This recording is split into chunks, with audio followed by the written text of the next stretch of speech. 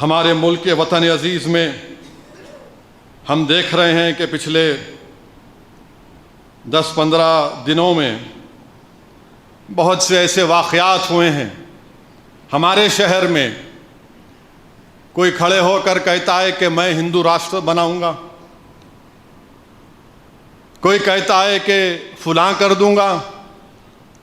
और हद तो ये हो गई कि शहर हैदराबाद में नाथूराम गोडसे की फोटो लेकर आते हैं।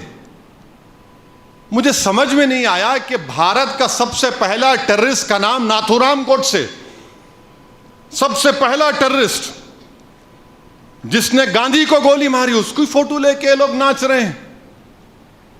कौन है ये जालिम लोग जो गोडसे की फोटो लेकर हैदराबाद में नाच रहे हैं? और कैसे पुलिस खामोश बैठी है? अगर कोई उसामा बिन लादेन का फोटो लेके आया तो हजरत पुलिस पूरे घर के दरवाजे को तोड़ देती, मगर ये हजरत गोडसे हैं। क्या रिश्ता है आपका इनसे, बताओ भाई। बिन लादेन की अगर फोटो लगा लिए या अयमन अल ज़ोहरी की फोटो लगा लिए, पूरा मीडिया आ जाता, oh no, Hyderabad has become the hotbed, यहां पर मंजलिस वो कर रही है। जब आप ये जालिम गोडसे की फोटो लेकर आए तो पुलिस कुछ नहीं करती।